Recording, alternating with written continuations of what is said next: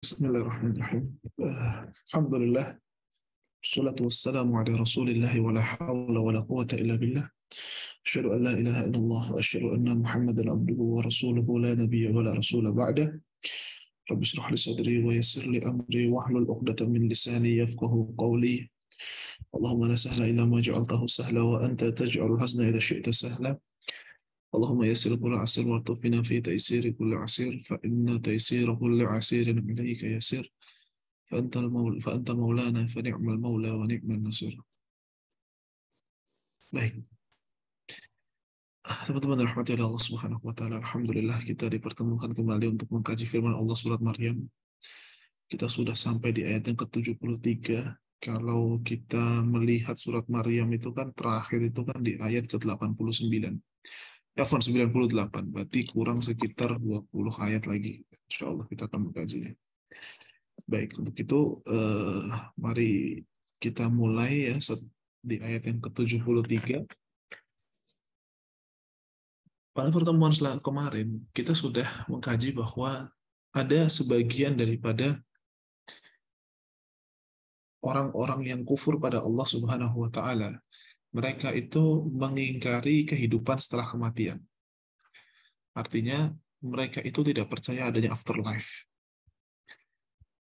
Dan bantahan terhadap dogma mereka atau bantahan terhadap pandangan mereka itu sudah disebutkan di dalam Al-Quran tentang saat manusia itu berawal dari ketiadaan menjadi ada, maka akan mudah bagi Allah untuk mengadakan sesuatu atau mengadakan manusia itu yang awalnya sudah ada menjadi ada lagi, gitu.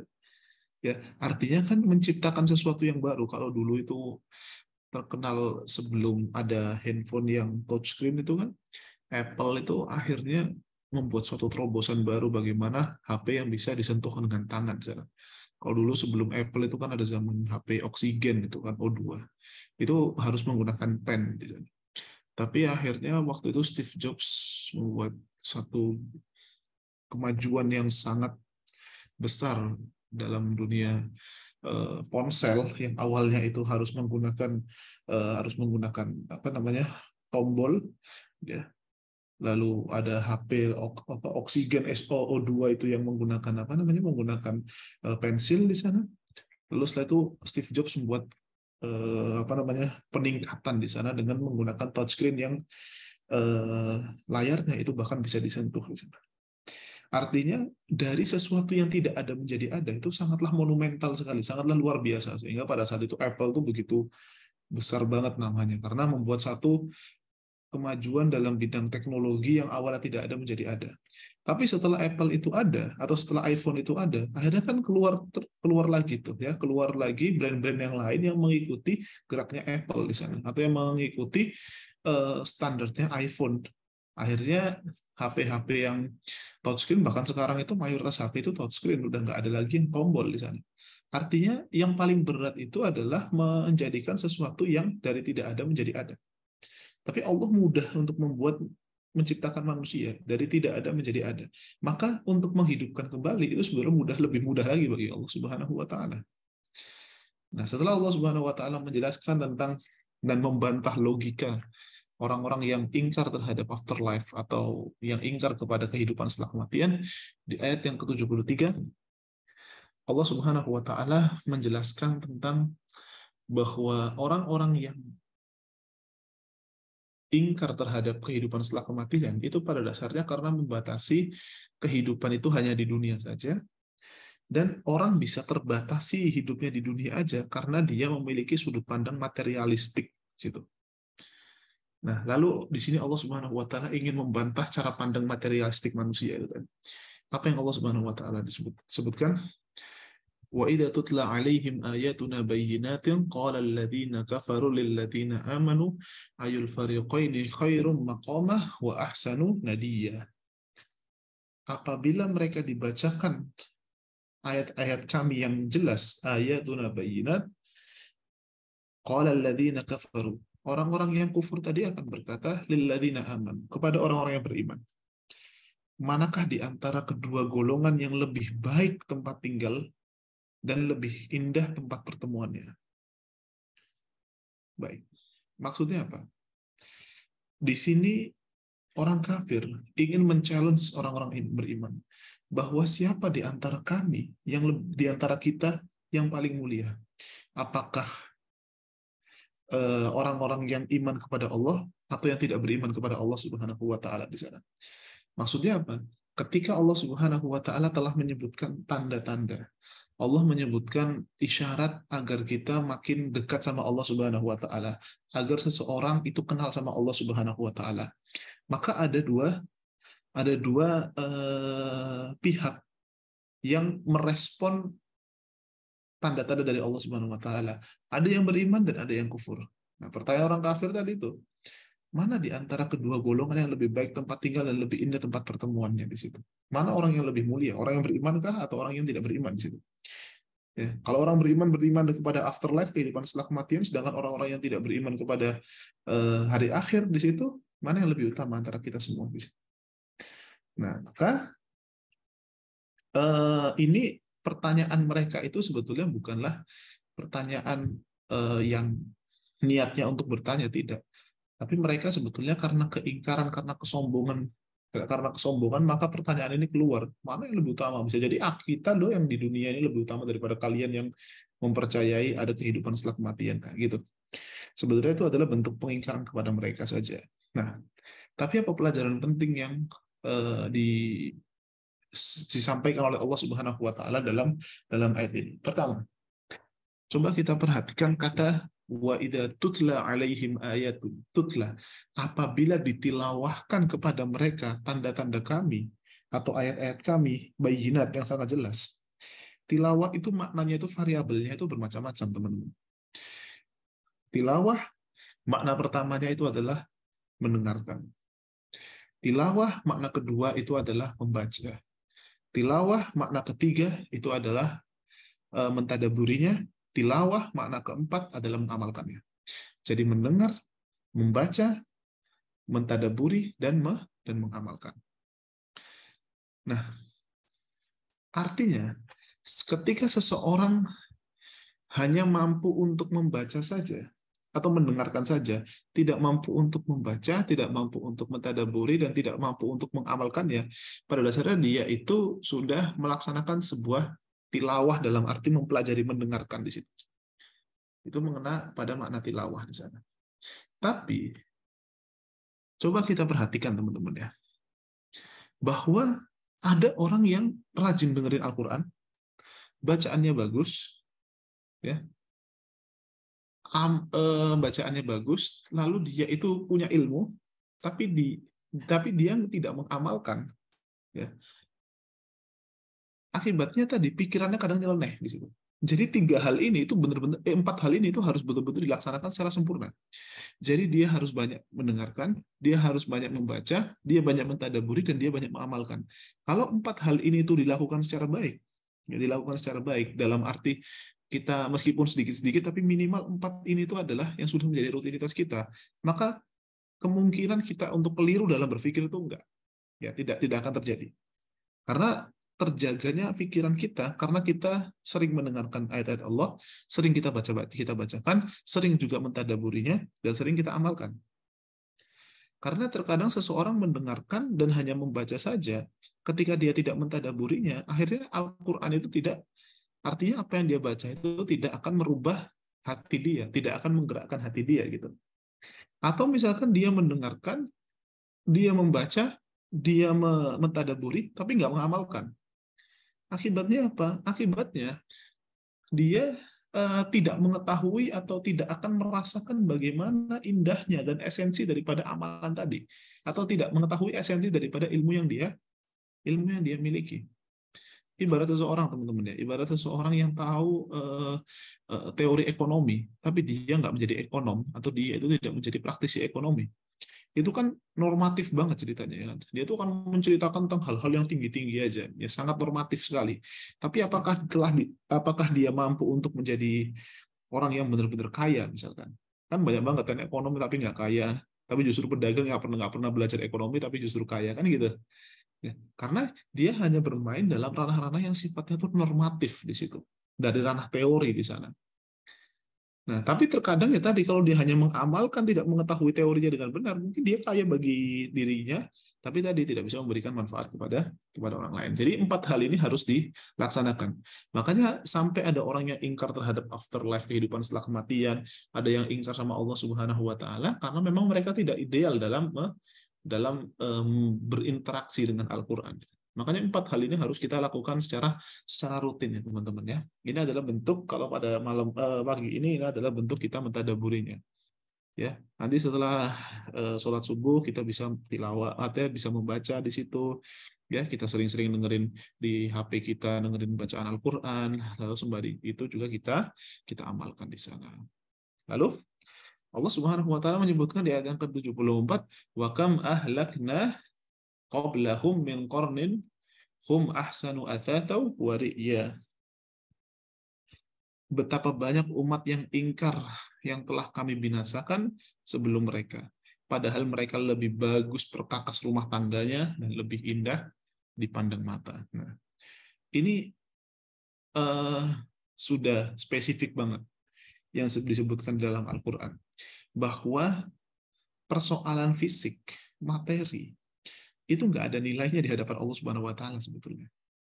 Jadi materi itu hanyalah sebuah sarana yang Allah siapkan kepada manusia. Tinggal manusia ini bisa memanfaatkannya untuk kebenaran atau kesalahan di situ. Ya. Makanya Allah Subhanahu wa taala di sini disebutkan bahwa banyak umat-umat terdahulu yang mereka itu memiliki di perkakas rumah tangganya atau apa ya bahasanya itu materi yang dia punya itu melimpah banyak sekali di situ. Tapi ya tadi Allah Subhanahu wa taala binasakan mereka karena ya tadi kekeliruan mereka dalam menggunakan sarana yang Allah Subhanahu wa taala kasih di sana. Jadi pada prinsipnya Allah itu memberikan sebuah sarana. Sarana itu di mata Allah ya biasa saja. Dan sarana itu akan menjadi mulia bagi manusia saat dia gunakan dengan cara yang terbaik. Ibaratkan misalkan seorang orang tua memberikan pulpen atau membelikan pensil bagi anaknya. Ini kan orang tua hanya memberikan sarana kepada anaknya agar dia menggunakan sarana tersebut dalam kebaikan. Tapi ketika anaknya gunakan pulpen itu untuk nyucus temennya atau gunakan untuk ya apa namanya ngetok-ketokin apa ya ngetok-ketokin meja di situ kan ya ngetok-ketokin meja untuk buat musik di sana yang buat musik dari dari pensilnya itu kan akhirnya kan sia-sia juga ya buat apa harus menggunakan pulpen mahal-mahal mendingan kita menggunakan pulpen atau pensil yang biasa-biasa saja kalau misalkan hanya untuk hal itu. Jadi artinya sarana ini sebetulnya tidak ada nilainya di hadapan Allah Subhanahu wa taala. Makanya orang-orang yang mendapatkan karunia berupa ya uang yang begitu banyak atau aset yang begitu banyak di sana. Nah, itu sebetulnya ya biasa-biasa saja di sana. Kedudukannya itu sama seperti orang-orang yang mungkin tidak memiliki aset sama sekali. Sama. Tapi tergantung kalau dia menyiapkan atau menggunakannya untuk taat sama Allah, maka dia akan nilai mulia. Tapi kalau misalkan dia tidak dia gunakan untuk taat pada Allah Subhanahu wa taala, ya sudah itu berarti tidak ada nilainya sama sekali. Maka dari itulah kenapa makanya kenapa Allah Subhanahu wa taala itu menyebutkan famay ya'mal mithqala dzarratin khairan yarah. Barang siapa melaksanakan suatu amalan meskipun sekecil biji dzarrah, ya kecil biji sawi lah kalau diterjemah di Al-Quran terjemahan itu, maka dia akan mendapatkan balasan yang baik di situ. Nah, kenapa Allah itu menyebutkan amalan yang sekecil itu, ya, sekecil itu bisa bernilai besar, ya bisa bernilai besar. Karena apa? Karena amalan tadi itu dihiasi dengan amalan baik di sana. Makanya balasan yang Allah berikan itu pun juga terbaik di situ. Artinya ketika manusia menggunakan sarana kebaikan itu, ya sarana ke dalam sebuah kebaikan, maka kecil ataupun besar semuanya akan diberi pahala atau diberi balasan oleh Allah Subhanahu wa taala. Ya. Lalu ya, kalau kita lihat di ayat yang ke-75. Qul man kana fi dhalalati falyamdud lahu ar-rahmanu madda. Hatta idza ra'aw ma yu'aduna imma al-'adaba wa imma as-sa'ah fasaya'lamuna man huwa syarrum makana wa ad'afu junda. Baik. Ini ayat menjelaskan tentang istidraj. Ya. Ini ayat menjelaskan tentang istidraj. Qul, katakanlah wahai Muhammad, man kana fid dhalalati, siapa saja yang berada dalam kesesatan, falyamdud lahur rahmanu madda, maka Allah Subhanahu wa taala akan memperpanjang bagi dia.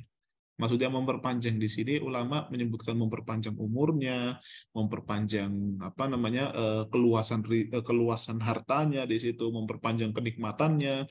Kata idza ra'au ma yu'aduna, ya, sampai dia telah melihat apa yang diancamkan kepada mereka, immal adzaba wa immas sa'at, ya, baik ancaman itu berupa adab maupun berupa sa'ah. Sa'ah itu maksudnya hari kiamat. Selesailah amalan tersebut, fasaya'lamuna man huwa syarru makana wa at'afu junda. Maka mereka akan mengetahui siapa yang lebih buruk kedudukannya dan lebih lemah bala tentaranya. Baik. Pertama, Allah Subhanahu wa taala menyebutkan di sini falyamdud lahur rahmanu madda. Allah akan panjangkan bagi dia.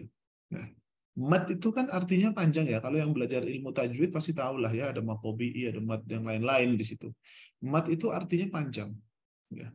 Bahkan Allah Subhanahu wa taala itu mempertegas falyamdud lahur rahmanu madda. Maka Allah panjangkan dengan madda, dengan benar-benar panjang. Jadi panjangnya itu bukan panjang gimmick di situ ya. Tapi benar-benar Allah akan panjangkan betul bagi dia, panjangin umur di situ. Tafsiran para ulama menyebutkan umurnya benar-benar diperpanjang sama Allah Subhanahu wa taala. Kebahagiaan dunianya itu diperpanjang sama Allah Subhanahu wa taala. Jadi seakan-akan kehidupannya itu apa ya? Kebahagiaannya, rasa ketenangannya itu dia dipanjangkan oleh Allah Subhanahu wa taala, seakan kehidupan dia itu tidak mengalami keterjalan di situ. Nah, tapi ingat ya, bahwa panjangnya ketenangan tadi itu disebabkan karena dolalah, karena kesesatan yang mereka lakukan di situ. Nah, maka ayat ini itu menyebutkan tentang namanya sebuah istidraj di situ. Bahwa ciri khas seseorang, jadi gini, ini yang pernah saya sebutkan juga ya pada teman-teman ya, bahwa kalau kita melihat ayat ini teman-teman, Allah panjangkan semua hal yang membahagiakan diri manusia saat dia terjerumus di dalam sebuah kesesatan. Berarti ciri khas orang istidraj, ya, kalau boleh berkaca pada ayat ini ya, ciri khas orang istidraj itu mereka nggak sadar. Mereka nggak sadar kalau ternyata mereka itu sedang dilapangkan di situ. Kalau mereka itu sebenarnya sedang menunggu azab dan menunggu hari kiamat. Nah, jadi kalau toh misalkan dia itu sadar, ya, artinya dari sekarang teman-teman, kita tuh harus punya kesadaran diri bahwa kira-kira yang aku lakukan ini bener nggak ya gitu ya. Kira-kira kebahagiaan yang aku dapati sekarang ini Allah ridho atau enggak ya. Kita harus sering mempertanyakan hal itu. Kenapa? Karena tadi status ibadah kita, status apa yang Allah kasih di situ, itu kan kita nggak tahu ya, Allah ridho sama kita atau enggak. Apakah ini istidraj atau tidak? Tandanya, kalau toh misalkan kita itu punya kepekaan untuk menanyakan diri sendiri, kira-kira saya ini Allah itu ridho atau enggak? Kalau kita punya kepekaan di situ, alhamdulillah berarti. Berarti teman-teman ya, sampai istilahnya selangkah lebih mencegah kepada istidraj di situ. Karena kalau berkaca kepada ayat ini bahwa ketika mereka tersesat, maka Allah akan panjangkan bagi mereka, ya, sampai mereka itu melihat apa yang dia janjikan kepada mereka berupa azab maupun hari kiamat tadi. Jadi ciri khas orang istidraj itu mereka nggak sadar kalau ternyata itu mereka itu istidraj atau sedang dimain-mainkan apa namanya kehidupan mereka dengan dunia di situ. Jadi artinya nggak sadar. Maka kita dia solusi dari saya, ya, solusi yang bisa kita ambil itu adalah sering-sering kali kita harus mempertanyakan hari ini gitu ya. Misalkan waktu malam hari sebelum kita tidur, kita mungkin bisa bertanya sama diri kita, kira-kira hari ini tuh Allah ridho nggak ya sama aku gitu ya. Kira-kira hari ini tuh Allah Subhanahu wa taala tuh seneng nggak ya sama perbuatan aku di situ. Nah, kita coba sering-sering bertanya seperti tadi, gunanya itu adalah untuk memancing kepekaan. Karena pada saat kita mempertanyakan hal itu, kita akan terdorong untuk melakukan hal yang lebih baik. Kita akan terdorong untuk banyak ibadah. Kita akan terdorong agar tidak tidak mudah terlena ketika kita tuh tiba-tiba dapat kesenangan, tidak terlena ketika kita tiba-tiba mendapatkan sebuah kebahagiaan di situ. Nah, apalagi ya tadi kalau kita lihat misalkan tadi ya, kesenangan yang sifatnya duniawi sekali ya, kesenangan yang sifatnya duniawi, bahkan terkadang sifat keduniawiannya itu terkadang manusia sering salah pahami. Ya, misalkan manusia itu kan sering salah paham, ya tadi ya, ketidaksadaran itu kan misalkan ya tadi narasi ketika misalkan walhamdulillah ya Allah Subhanahu wa taala kasih aku harta yang banyak, walhamdulillah ya Allah Subhanahu wa taala kasih aku anak yang banyak misalkan, atau kasih aku anak gitu kan. Aku dikasih anak di situ. Nah, mungkin dia bisa mengucapkan alhamdulillah di situ. Tapi apakah benar Allah Subhanahu wa taala menerima amalnya? Atau jangan-jangan itu adalah istidraj.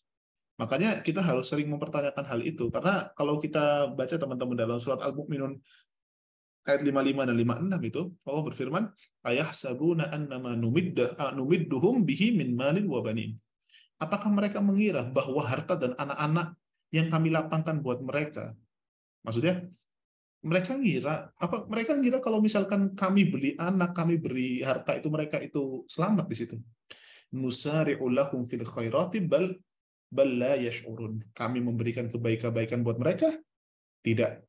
Sebenarnya mereka itu sedang tidak sadar. Nah, jadi ciri-ciri orang-orang yang istidraj itu mereka nggak sadar kalau ternyata mereka itu berbuat kesalahan di sana. Ya, jadi jangan mudah terlena dengan sebuah kenikmatan, teman-teman ya.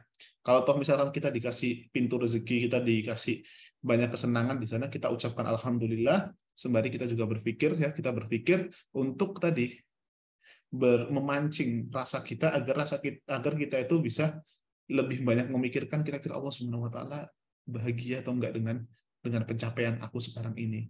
Makanya kenapa kita diperintahkan untuk bersyukur. Bersyukur nggak cuma alhamdulillah, bersyukur itu dengan melaksanakan sebuah kebaikan di sana. Kalau bersyukurnya itu dengan party, ya bersyukurnya itu dengan foya-foya, itu bukan bersyukur, itu menghancurkan itu ya. Jadi kalau dengan rezeki tadi kita makin dekat sama Allah Subhanahu wa taala, alhamdulillah, berarti itu bukan istidraj. Tapi kalau misalkan dengan rezeki atau dengan nikmat yang Allah kasih itu buat kita makin jauh ya, dengan party lah, dengan apa, nah itu berarti itu udah istidraj di sana. Baik. Lalu Allah Subhanahu wa taala melanjutkan di ayat yang ke-76, wa ya. Tadi gini, 75 menjelaskan tentang keadaan orang-orang yang ingkar sama Allah Subhanahu wa taala. Di 76 Allah menyebutkan wa yazidullahu alladziina tadaw huda wal baqiyatus shalihatu khairun 'inda rabbika thawaban wa khairum maradda. Wa yazidullahu alladziina tadaw huda. Allah akan menambah petunjuk kepada orang-orang yang telah mendapatkan petunjuk di situ. Maksudnya itu adalah Allah akan menambahkan orang-orang yang Allah akan menambah petunjuk kepada orang-orang yang memang tadi ya sudah mengharapkan petunjuk dari Allah Subhanahu wa taala. Mengharapkan petunjuk seperti ihdinas siratal mustaqim, ya Allah, berikanlah aku petunjuk berupa jalan yang lurus. Wal baqiyatus sholihatu, dan amal kebaikan itu khairun, lebih baik, inda rabbika, di sisi Allah, thawaban, ya lebih baik balasannya, wa khairun muradda, dan lebih baik kesudahannya, maksudnya ya hasilnya pun juga akan lebih baik di sana. Nah, di ayat yang ke-76 ini menjelaskan tentang bagaimana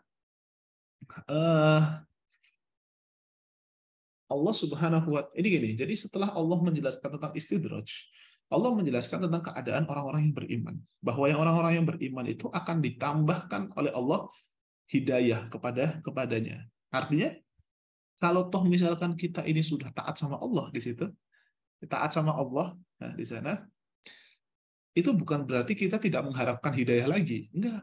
Hidayah itu bukan sekedar kita masuk Islam, itu bukan itu hidayah. Hidayah itu adalah ya, hidayah itu berlevel. Kata ulama itu hidayah itu memiliki marotib ya, atau memiliki mustawayat, berlevel dia. Hidayah untuk orang yang sudah rajin sholat, ya rajin sholat berjamaah, ketika dia itu rajin melaksanakan sholat sunnah, berarti tandanya dia sudah mendapatkan hidayah dari Allah Subhanahu wa taala. Orang yang sudah puasa Senin Kemis misalkan ya, sudah puasa Senin Kemis, terus tiba-tiba dia itu semangat sekali naik levelnya untuk melaksanakan puasa puasa Daud di situ. Berarti Allah Subhanahu wa taala telah kasih hidayah bagi dia. Jadi hidayah itu bukan berarti orang yang tidak masuk, yang belum muslim non muslim lalu masuk Islam, yaitu itu hidayah juga di situ. Bukan sekedar itu saja, atau yang dulunya itu suka party, dulunya itu suka foya-foya di sana, terus tiba-tiba dia hijrah di situ. Itu adalah hidayah juga ya, tapi bukan berarti dari orang yang pernah memiliki masa lalu buruk menjadi baik. Bukan itu saja hidayah, bahkan orang yang sudah baik pun itu juga butuh hidayah. Hidayahnya bentuknya apa? Yaitu untuk menaikkan level keimanan dia. Nah, lalu kenapa Allah setelah menyebutkan istidraj, lalu Allah menyebutkan tentang keadaan orang-orang yang diberi hidayah, dan Allah akan tingkatkan hidayah bagi orang-orang yang sudah beriman tadi, tanda bahwa kalau Allah bahwa untuk membedakan antara orang yang diberi nikmat, ya diberi nikmat, apakah itu istidraj atau bukan, itu adalah dengan sebuah ketaatan. Kalau Allah kasih nikmat tadi, orang makin taat, berarti nikmat tadi bukan istidraj. Tapi kalau Allah kasih nikmat dan ternyata dia makin jauh sama Allah Subhanahu wa taala, itu berarti istidraj. Ya. Makanya kita tadi pancing dengan pertanyaan tadi, apakah Allah ridho sama kita atau tidak, dan yang kedua, lakukan amal soleh. Ya, lakukan amal soleh untuk lebih meyakinkan dan menguatkan kita bahwa ya Allah, aku nggak mau sampai terjerumus dan termasuk dari orang-orang yang engkau yang engkau permainkan, atau yang engkau tadi istidroji di situ. Lalu Allah Subhanahu wa taala menyebutkan di ayat yang ke-77. Afara'aital ladzi kafaru biayatina wa qala la'utayanna mala wa walada. Lalu, apakah engkau melihat orang-orang yang kufur terhadap ayat-ayat kami dan dia mengatakan di akhirat pasti aku akan diberi harta dan anak? Nah, ini ayat ini tuh memiliki asbabun nuzul, memiliki sebab turun. Apa sebab turunnya? Sebab turunnya itu ada salah seorang sahabat Nabi Muhammad SAW bernama Khabbab. Khabbab itu dia itu adalah seorang pandai besi. Ya, dia tuh pandai besi. Lalu datang orang kafir itu yang bernama Al-As bin Wa'il. Al-As bin Wa'il ini mesen sama Khabbab ini untuk membuatkan suatu tombak, ya, buat satu senjata lah di situ. Pedang ya, mulai pedang. Lalu setelah itu Khabbab udah buat pedangnya, tapi Al-As bin Wa'il ini nggak mau bayar kepada Khabbab. Lalu Al-As bin Wa'il ini bilang, aku itu mau bayar kalau kamu itu kafir. Maksudnya kamu keluar dari Islam, aku akan bayar kamu. Tapi kalau misalkan kamu nggak bayar, kalau misalkan kamu nggak keluar dari Islam, aku nggak mau bayar ya hasil kerja tadi. Khabbab bilang, enggak, aku nggak mau. Ya, aku nggak mau keluar dari Islam di situ. Kamu nggak mau bayar nggak apa-apa gitu kan dia, tapi aku nggak mau keluar daripada Islam. Lalu setelah itu lalu Khabbab menyebutkan bahwasanya aku tidak akan kufur pada Allah Subhanahu wa taala, ya. Dan nanti kita itu akan dibangkitkan kembali oleh Allah Subhanahu wa taala. Ya, kamu itu akan dibangkitkan kembali. Ketika kamu mati, kamu akan dibangkitkan lagi oleh Allah Subhanahu wa taala. Lalu Al-As bin Wa'il bilang, masa kita itu nanti akan dibangkitkan lagi? Setelah kita mati kita bakal bangkit lagi, gitu kan? Khabbab bilang, iya, kita akan dibangkitkan lagi oleh Allah Subhanahu wa taala. Lalu Al-As berkata, kalau demikian biarin aku mati, ya. Biarkan aku mati, lalu aku dibangkitkan lagi, dan ketika aku dibangkitkan, aku akan mendapatkan harta dan mendapatkan anak yang banyak untuk bisa membayar kepada kamu di situ. Ejekan saja. Ya udah biarin aja aku mati. Nanti kan aku juga hidup lagi, nanti aku akan bayar kepada kamu di situ. Coba buktikan. Nah, gitu loh. Itu mau menyindir Khabbab tadi. Sehingga dari perkataan Al-As bin Wa'il tadi turunlah surat Maryam ayat 77. Jadi afara'aital ladzi kafara bi ayatina wa qala la utayanna mala wa walada. Lalu apakah engkau melihat ketika orang kafir itu terhadap ayat Allah, yang ingkar pada Allah Subhanahu wa taala, lalu mengatakan di akhirat pasti aku akan diberi harta dan anak. Siapa yang bilang gitu kan? Emang dia beneran akan mendapatkan nikmat tadi ketika dia dihidupkan lagi? Enggak di situ. Attala 'ala ghaibah am ittakhadha 'inda ar-rahmani 'ahda. Apakah dia melihat yang gaib ataukah telah membuat perjanjian di sisi Allah Subhanahu wa taala? Artinya Al-As bin Wa'il ini, ya afwan teman-teman, udah jam 4 ya. Izin saya selesaikan sampai ayat 80 ya teman-teman ya. Biar Silakan, Kak. nanti apa namanya? Biar dapat feel bukan dapat feel-nya. Maksudnya nanti di pertemuan selanjutnya itu bisa masuk ke dalam tema yang baru di situ. Izin. Artinya Allah membantah mereka. Kamu tahu dari mana gitu loh. Ya kamu tahu dari mana kalau kamu bakalan dapat anak dan dapat harta ketika kamu nanti dihidupkan kembali di situ. Apa kamu itu tahu perkara gaib? Ya, atau kamu sudah komunikasi sama Allah Subhanahu wa taala? Enggak juga. Nah, di situ. Itu Allah Subhanahu wa taala ingin memberikan bantahan kepada dia. Kalla, sama sekali tidak. Sanaktubu ma yaqulu wa namuddu lahu minal adabi madda. Kami akan menulis apa yang dia katakan dan kami akan memperpanjang adab untuknya secara sempurna. Ya, kalau tadi Allah itu memanjangkan kenikmatan, pada saat itu orang yang ingkar pada Allah Subhanahu wa taala, di akhirat Allah akan panjangkan adabnya. Ya, bahwa setiap detik, setiap kata yang diucapkan oleh orang-orang yang ingkar pada Allah Subhanahu wa taala itu pasti akan ditulis.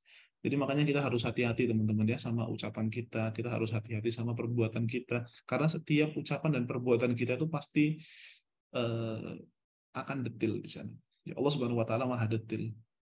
Jangan samakan Allah itu sama panitia ya ya sama panitia sepak bola atau panitia ya panitia perlombaan lah. Kalau dalam sepak bola itu kan ada VAR ya, VAR itu kan dia video apa itu saya lupa itu panjangannya apa. Itu pun juga masih ada kemungkinan salah di situ dengan VAR ya, dengan wasit dan lain sebagainya itu masih bisa salah. Ya, polisi itu kan juga bisa luput kan kalau misalkan ada orang yang terobos lampu merah. Tapi kalau Allah Subhanahu wa taala itu nggak pernah luput di situ. Kita bicara hari ini saya bicara A gitu ya, Allah tahu gitu loh. Ya.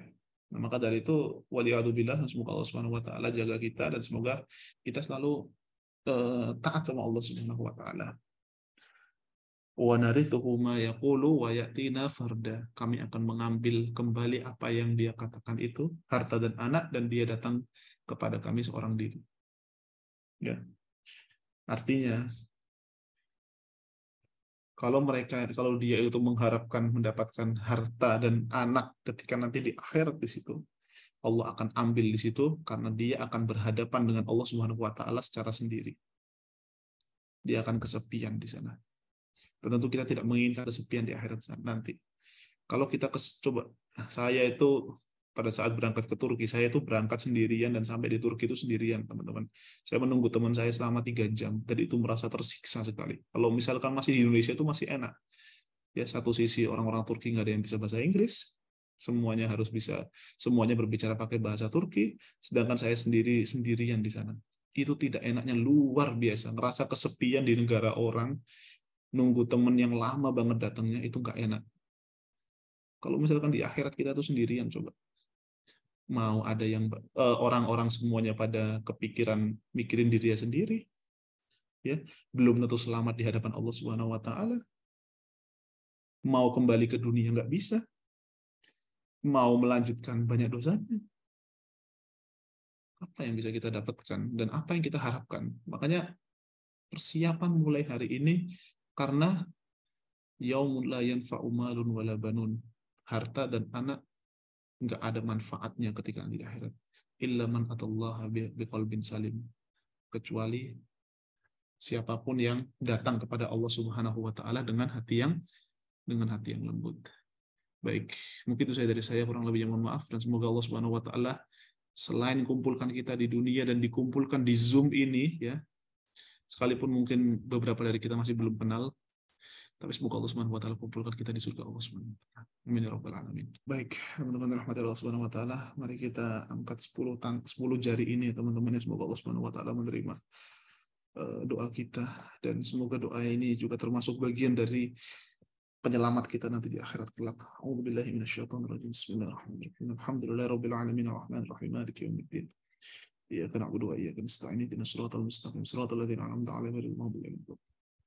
اللهم إنا نسألك الهدى والتقى والعفاف والغنى اللهم إنا نسألك علما نافعا ورزقا طيبا وعملا متقبلا اللهم إنا نسألك الهدى والسداد. اللهم إنا نعوذ بك من العجز والكسل والبخل والهرم وعذاب القبر. اللهم آت نفوسنا تقواها وزكها أنت خير من زكاها، أنت وليها ومولاها. اللهم إنا نعوذ بك من علم لا ينفع، ومن قلب لا يخشع، ومن نفس لا تشبع، ومن دعوة لا يستجاب لها. اللهم أصلح لنا ديننا الذي هو عصمة أمرنا، وأصلح لنا دنيانا التي فيها معاشنا، وأصلح لنا آخرتنا التي فيها معادنا، واجعل الحياة زيادة لنا في كل خير، واجعل الموت راحة لنا من كل شر. اللهم آتنا في الدنيا حسنة وفي الآخرة حسنة وقنا عذاب النار. سبحان ربك رب العزة عما يصفون، والسلام على المرسلين، والحمد لله رب العالمين.